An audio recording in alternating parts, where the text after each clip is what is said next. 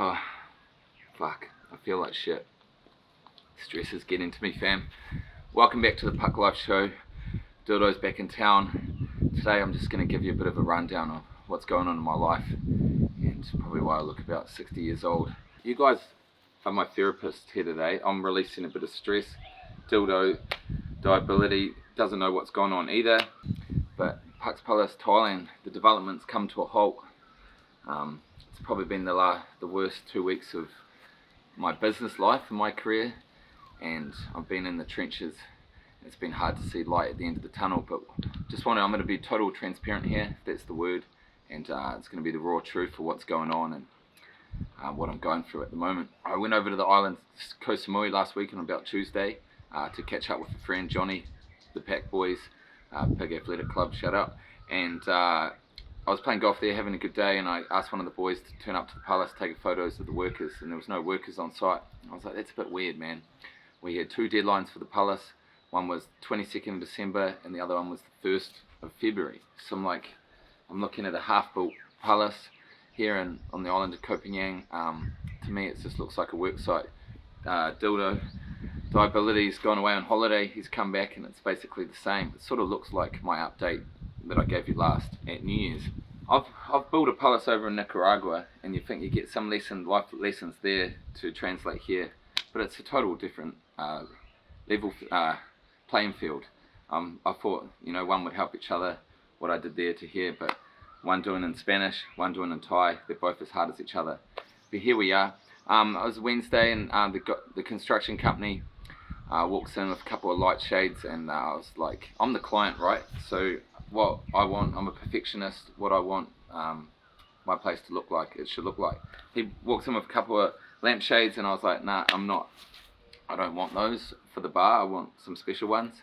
Anyway, about a couple of hours later, I see the whole ute full of his boys and tools leaving site, and I don't think anything of it.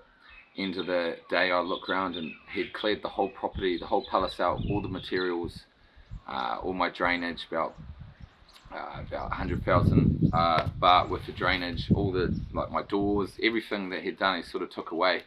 And I'm like, fuck, something's fishy here, something's going on. He's not answering my calls. This is last week, painting the picture. The days go on, no one's turning up to site. And I'm like, what the fuck is going on? The February the 1st is the deadline. He comes back, and he comes back to us that I owed money, like 25,000 baht, which was just a bill like he had invented, which, like, he did the main power for the whole property, and then he put a couple of light bulbs in a couple of the bungalows and tried to charge me about 1,000 US.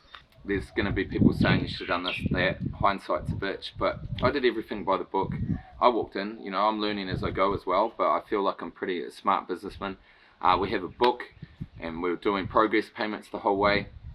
It's about 10 different projects, but at the start there wasn't many construction companies here to choose from. I couldn't do 5 quotes like we do at home, and you ask for you give 5 different companies a chance to give a quote for the job, and then you choose the best one you want. Here you sort of have to take what's given, the cards you've been dealt, and I was given this guy, did about 10 different projects, and we're up maybe about 8 of the projects I did, a 40% payment, a 40% payment, and then you wait for the last 20% until the job's finished. There was 2 big bills, right? There was 2 big bills, and I just had the money at the time, and I did it in good faith, and I paid that and clear. So that was my major fuck up here. When I've talked to the other Thai people and other people, you should never have done that. You should have never paid up front 100% payment. Sometimes I'm a good bloke, and I just was good faith, the Kiwi, genuine. I built a rapport with this construction guy. As time's gone on, the biggest payment project that I paid for 100% hadn't been started. I'm owed about 1.5 million baht, which is about 65 grand New Zealand, that I've paid for, that hasn't been done. So I've paid up to about 1.5 million baht, about 65k New Zealand, 40k US, that's paid and owed. So that's why I'm wondering, why the fuck is no one on site? Why is no one working? I'm owed to the last 20% and 10% on a few of the bills when you pay when the job's finished.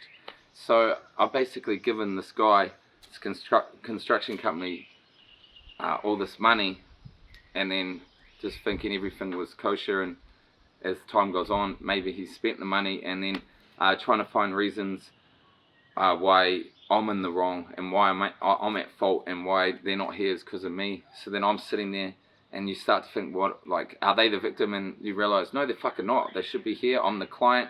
I'm the client here. I'm the one that fucking stressing balls. Like I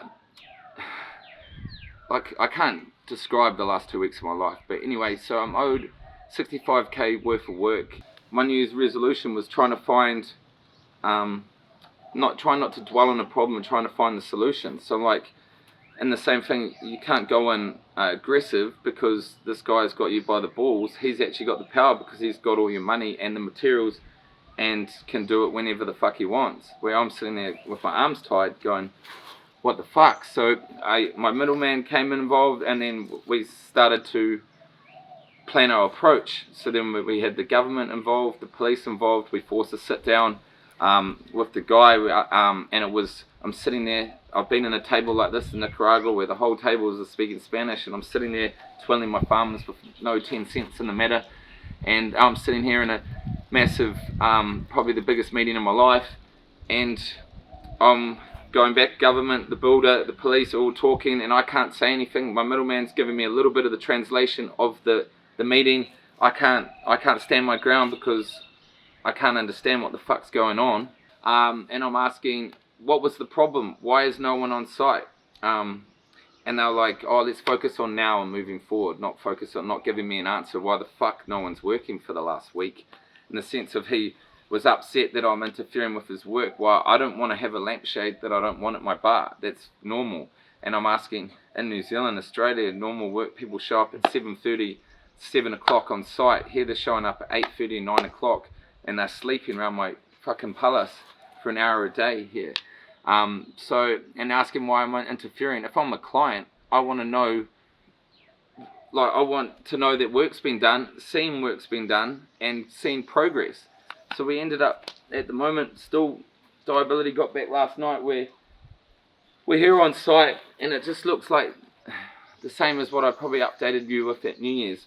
I've sat down with the government, police, gone through, he put in what work he needs to be done, and it was like 10 lines, and I'm like, man, there's 65 grand New Zealand worth of work that needs to be done already. And I sat there and I wrote out 5 pages what everything's been needs to be done, because I had it all written, I had it all photoed, I had evidence, and then again, this is where it gets tricky. I had to get that translated into Thai, so what I'm writing sort of you could get lost in translation. So we sat down, had another forced meeting, sat down, ticked off what needs to be done, and then they're like, do you want it just to be done in Thai, this new contract? Now the government's doing this contract, so if he doesn't live up to it, the police and the government are involved. But they're like, do you want it, you happy for us to tell you what it says? I'm like, no, fuck no, I want to go to a lawyer and I want it to be done in English so I know what the fuck's going on.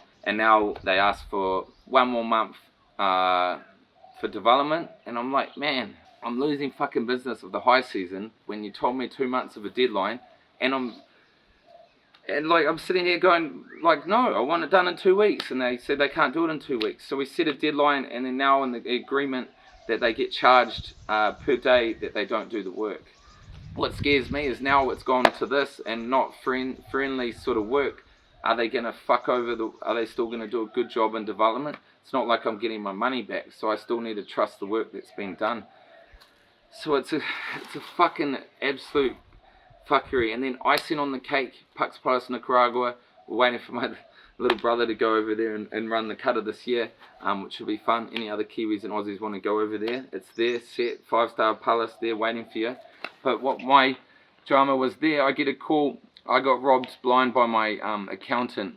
The last 2 years in the pandemic, I employed my staff full time in Nicaragua. They had a job when the majority of their friends and family didn't. I had an accountant that was paying their bills the whole time and paying what bills needed to be done, like power and whatnot. I learned that he was pocketing the money and he was getting the staff money, but all the big bills built up. So when I got back last year, I owed about 50,000 cords to the government there. And then I didn't realise this guy who I've been paying monthly was pocketing my money there. So I was getting fucked there, and the plot thickens when I finally, because I'm a nice guy, genuine bloke, I tried to resolve that and didn't even fire him. I was like, okay, you can just pay me back. Sort of kept him on, which is stupid, me hiring retards. I just got a call the other day, and from my bro Jez, who's holding the fort down over there, I love him, that the palace the last 2 years has been closed, but the accountant didn't tell the government that it was closed. So I owe about 100,000 cords and bills to the government because they thought I was open this whole time when I was definitely closed. And we're trying to open as a hostel again, and to open I need to pay all those fines that have just been sitting there. So I mean, the world's crumbling down around me in these Puk Palace developments. It changes sort of my life quote for you can't come down when you're always up to if it was easy, everyone would do it. Yeah, so that's sort of what's going on in my life in the business sense right now. That's talking about the now. Now talking about going forward. I always plan these long-term goals, and then at the moment there's some, like, I've got some health concerns that I need to focus on the short-term goals. So long story short, I have a fucked heart. Who would have thought Puk Life Timmy Mullins has a heart? I was playing rugby in Chicago. I sprained my ankle, and they sent me home. They had to x-ray my ankle. They found a tumour, and it ended up being benign, but when I had the operation for that, they asked if they could do tests on my whole body while I was unconscious, and I was like, yep. So the surgery went well, and a month later they called, like, you need to come in, we've found an irregularity in your heart. So it turns out that I have a bicoptic valve. I was born with one less valve, and the last 10 years we've been monitoring it each year, and I have a leak. They always said that in my 30s I'm going to need to have open heart surgery.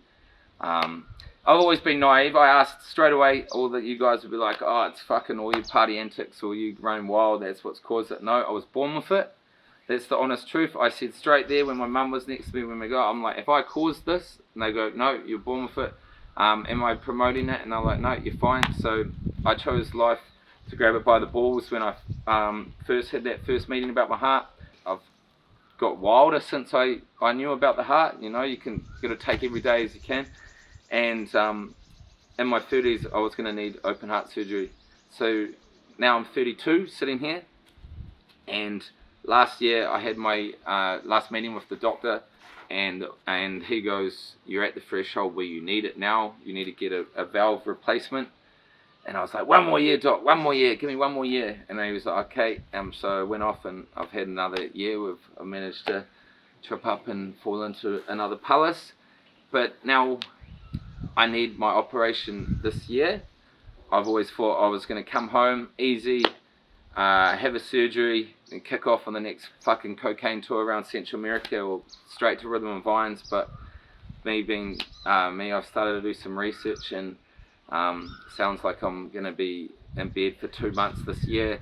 The chest bone needs to heal, then the heart needs to heal. Fuck knows what the rest of the recovery time is, but I know I'm out of action for 2 to 3 months this year. I look at it as a new heart, clean bill of health, ready to go harder once I heal up. But here we're sitting now. I'm in Puk Palace, Thailand, on the island of Koh Phangan. I don't want to have my surgery down at a veterinary clinic. I want to come to New Zealand for it. But now we're sitting here with COVID. Jacinda fucking not letting any Kiwis back in the country. I've been seeing everyone's stories. Me and Dylan had faith that MIQ wasn't going to be a thing anymore. By the time March, we were sort of always planning to come home in March. And then just we never tried for an MIQ spot, to be honest. It's just like harder to get than a Burning Man ticket. I've sat there once and got a Burning Man ticket sitting there, like trying to sit there and trying to get your festival ticket. Burning Man, one of the hardest festivals in the world to get a ticket for. I got once. MIQ is even harder to get a ticket to your own fucking country to get in. I know people have more. Mine's not a pressing, like, urgent emergency, so I mean I'm no claim to that, but it's pretty crazy. Even a medical certificate saying that I could have, that I'm coming home for surgery, still won't get me in the country. So we're looking at, as we're here on the Puk Life show, we're looking at like, fuck, what's an interesting way to get to New Zealand. I've seen people that apparently are sailing the Tasman, and you could skip MIQ, you spend your 2 weeks at sea, you get up to Opua, which is just next to Tui Bay, our place in the Bay of Islands. But speaking to all my yachty mates and whatnot, it's the cyclone season, and that Tasman crossing, I just spoke to a legend that crossed it last year with people to skip MIQ, says it was fucking the scariest thing ever. It'd be a fucking hell of an episode, or if me and Dylan could get to Aussie and then fucking tie dildo to the mast and we fucking sail home to New Zealand, or get up to Tahiti and come down. But apparently March, April, this time of year, everyone's going the other way. So we're in a predicament at the moment. Back to my story about me manifesting my goals. I had a lot of plans and ambitions this year, but it's gone to now that short-term goals, and my short-term goals are Puk Life Nicaragua to be open and running as a hostel.